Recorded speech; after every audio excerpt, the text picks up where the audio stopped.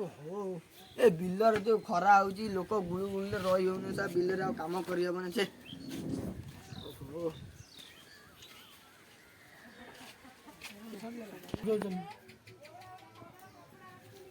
ବାପା ଆଜି କଣ ବିଲକୁ ଗଲନି? ବାପା ଆଜି କଣ ବିଲକୁ ଗଲନି? ବିଲରେ ଟ୍ରାକ୍ଟର ବୁଲୁଛି ସବୁ ହଳ କରୁଛନ୍ତି। ଆଜି ଯୋଉ ଖରା ହେଲା ମୁଁ ସେଇଥିପାଇଁ ପଳେଇ ଆଇନି। ସକାଳୁ ଖାଇନି ଭୋକ ହେଲାନି ସେଇଥିପାଇଁ ପଳେଇ ଆଇନି।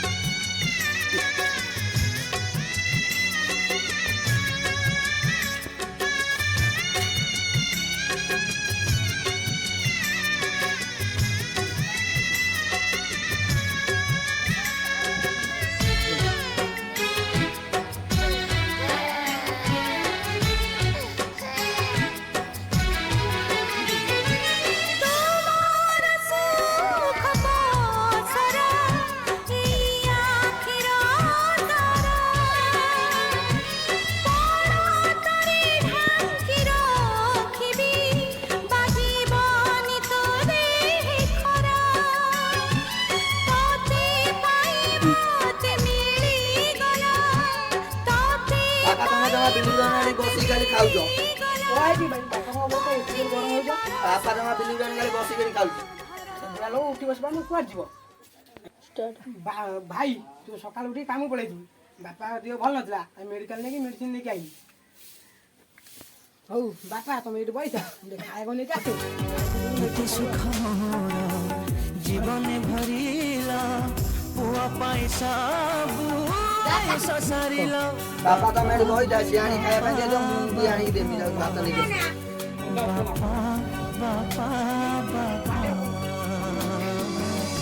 सब दुख कला खर सिरपा बापा बापा बापा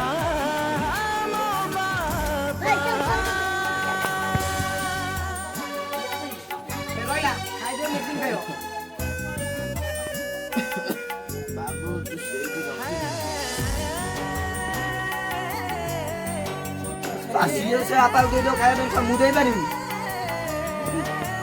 ବାପା ଭାତ ରହିଲା ଜଲ୍ଦି ଖାଅ ଖାଇକି ସବୁ ସରେଇବ। ଛାତିରେ ମୁଣ୍ଡ ଗୁଞ୍ଜି ଶୋଇଥିଲି ଆଜି ମୁଁ ଜାଣିଲି। ବାପା ସିଏ ଦେଲେ ବୋଲି କଣ ମୁଁ ଦେମିନି? ମୋ ଥାଳିରେ ଶୀଘ୍ର ଭାତ ସରିବା ଦରକାର। ଶୁଣିବି ମୁଁ ଭାତ ଯେମିତି ଗୋଟେ ଭାତ ନ ରୁହେ। ବାପା ମୋର ଆଗେ ଖାଲି ସଫା ବାପା ମୋର ଆଗେ ଦରକାର। ମୋର ଆଗେ ମୋର ଆଗେ ମୋର ଆଗେ ମୋର ଆଗେ ମୋ ଥାଳି ଆଗେ ସରିବା ଦରକାର। ମୋ ଥାଳିରେ ଆଗେ ମୋ ଥାଳି ଆଗେ ସରିବା ଦରକାର। ମୁଁ ଆଗେ ଦେଖିଛି ମୋ ଥାଳିରେ ସରିବା। ପାଟି କାଇଁ କରୁଛ ରେ? ଯାହାର ତ ହେନେ ଗୋଟେ ଖାଇଦେମି ଖାଇଦେଇକି ଶୋଇପଡ଼ିବି। ଏତେ କଷ୍ଟ କାହିଁ କରିକି ଏମିତି ହଉଛ? ମୋ ଥାଳି ଯଦି ଆଗେ ନ ଖାଇବ ତାହେଲେ ତମ ଟଣ୍ଟି ଚିପି ଦେମି।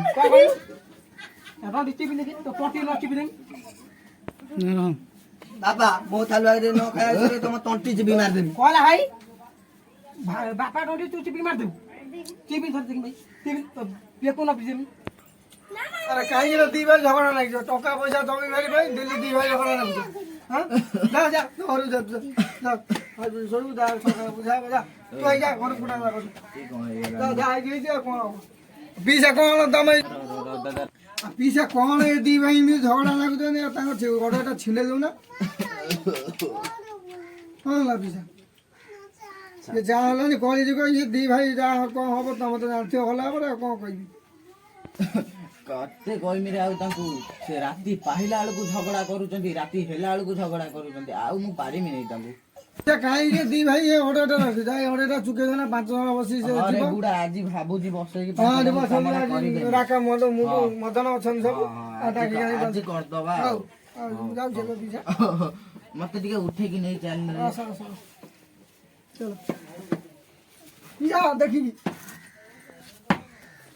ଧୀରେ ଧୀରେ ଏଇଠି ପଳେଇ ଏଇଠି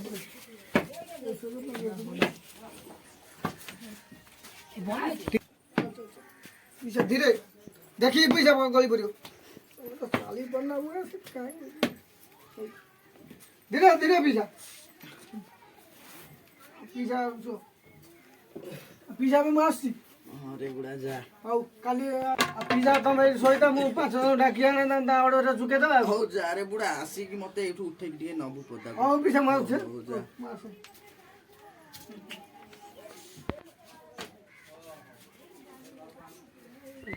ବାପା ବାପା ହଁ କହୁନୁ ରେ ବୁଢା କଣ ହେଲା? ଭତ୍ତା ଟଙ୍କାଟା କେବେ ମିଳିବ? ବାପା ଭତ୍ତା ଟଙ୍କାଟା କେବେ ଆସିବ? ମୋର ଟ୍ରାକ୍ଟର ବିଲରେ ହଳ ହଉଛି, ମୋର ପଇସା ଦରକାର। ହଉ ହଉ ଦେଖିବା ତାର ସେ ଭତ୍ତା ଟଙ୍କା ଏଇଟା ମିଳିନି ରେ ବୁଢା। ବାପା ବାପା ବାପା ହଁ ବାପା ଭତ୍ତା ଟଙ୍କା କେବେ ମିଳିବ? ମୋ ଘର କାମ ହବା ଅଛି, 5 ଟଙ୍କା ଦରକାର। ଆହୁରି 15 ଦିନ ବାକି ଅଛି ରେ ବୁଢା, ଟିକେ ଅପେକ୍ଷା କର। ଆଉ 15 ଦିନ ପରେ ପାଇଯିବୁ। ମୋର ନିହାତି ଦରକାର। ତମକୁ ଶୁଭୁଛି ନା? ମୋର ବି 500 ଟଙ୍କା ଦରକାର। ବାପା ମୋର ବି 500 ଟଙ୍କା ଦରକାର। ଭାଇ ମୋର ବି 5 ଟଙ୍କା ଦରକାର।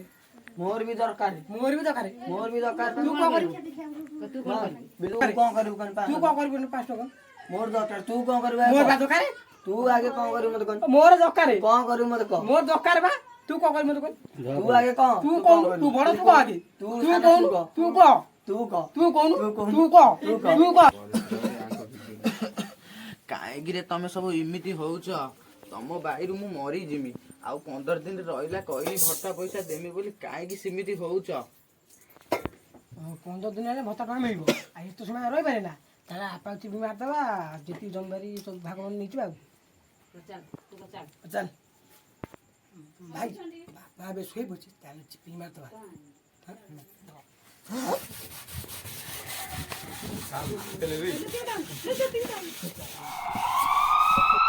ପିଜା ପିଜା ପିଜା ହାତ ଧରି ମୋର ଚାଲି ଶିଖେଇଲ, ଯେତେ ଅଳି କଲି ସବୁ ସହିଗଲା।